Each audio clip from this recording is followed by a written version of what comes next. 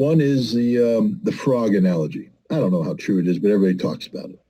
Yeah, you take a frog and you throw him into a pot of boiling water, and he's going to, bam, try and get out there as fast as he can. If you throw the frog in there and you slowly turn up the temperature, he'll be swimming around until all of a sudden he's boiled because he doesn't realize that that's happening. Again, I've never tried it. I don't want to try it. Works. It works this way. That's an analogy that's put out there. But the other one is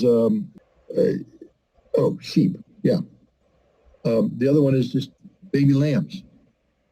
They're there, and a dog comes out and herds them in, and they go, "Oh, okay, the dog's our friend." And they have a shepherd up there saying, "Bring them this way, boys." And they're sitting there going, "Oh, look, the friendly shepherd is taking us over the field, and the dog's keeping us together, and we're all happy. Man. And they go straight to the slaughter, and they're all killed. That's Europe, one of the two. Because what's missing here is the notion of a sovereign person standing up saying, "That ain't going to happen, guys. I ain't going to jump in the boiling water. I'm not going to let you boil me, and I'm damn sure not following you to the slaughterhouse. I'm a sovereign person, part of a sovereign nation. We're going to make our own decisions. Stick it in your ear and get out of here." Where's European sovereignty? I mean, take a look at one of the most influential in Europe today, Ursula von der Leyen. Who elected her? No one. And yet she's the president of the European Commission. Unelected official.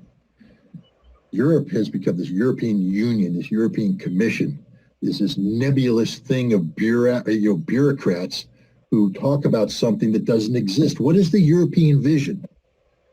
I know what an Italian vision is. I can go to Rome and I can see the Italian vision. I know what the German vision is. I can go to Germany and see what Germany is. I know what the French vision is. What is a European vision? It's fake. It doesn't exist. There's never been a European vision. Europe is a continent composed of sovereign states, each one of which has their own historical roots, their own culture, their own system, their own values. I'm not saying they should be at war with one another. Absolutely not. But what they've done out of the fear of European conflict is to create something that doesn't exist. A European vision, a united Europe. United in what, though? What should unite you is the uniqueness of each one of your component parts, so that when a Frenchman sits down across from a German, they can sit there and laugh at each other about, you're a wine drinking guy, or you're a German, you're a beer drinking guy. Whatever. I'm being super racist right now, and I apologize. I'm trying to have humor here. But my point is, they're different. A German is different from a Frenchman. A Frenchman is different from an Italian. A Spaniard is different from everybody. And yet you're trying to pretend that they're not different. So they've erased all these things, and they've created something that doesn't exist.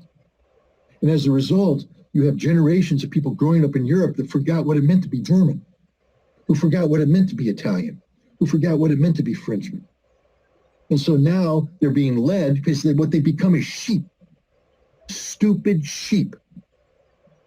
And they're being led by the Americans towards the slaughterhouse with unelected Ursula von der Leyen as the dog, holding them together. Stay in there, lead up, you're all going to die. They're all sheep. Or they're a bunch of frogs that have just been dumped in the water, and the Americans are sitting there turning up the heat, and they're all going to boil. But they've lost what it meant to be a German. So therefore, when the United States attacks German infrastructure,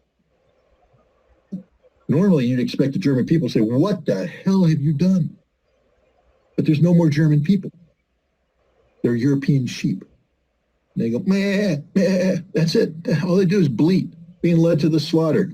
Europe disgusts me right now. I lived in Europe when it was Europe.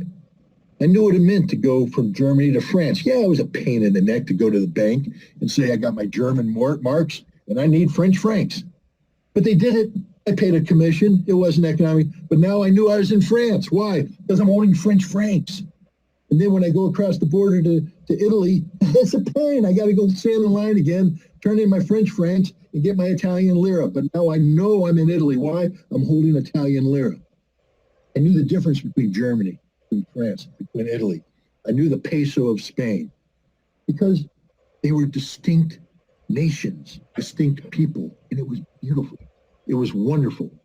And the other beautiful thing about it is even then, if I went to France, a lot of the French people spoke Spanish and German and Italian. Why? Because they lived in that neighborhood. You needed to speak those languages, but you didn't need to become this fake thing called European. There's no such thing as a European citizen. There is no such thing as a European citizen. It can't exist. And yet they've tried to create that. And that's the problem. You say, when are they going to wake up? How can you awake something that doesn't exist? Awaken what? European national identity? There is no European nation. How do you awaken German national identity when you've erased it? I mean, Germany is a fundamentally broken continent. And that's where we're at today. And that's something the United States always wanted. We always wanted that. A weak Europe doing our bidding. We love it when we're the shepherd and we can lead Europe around. We love it that way.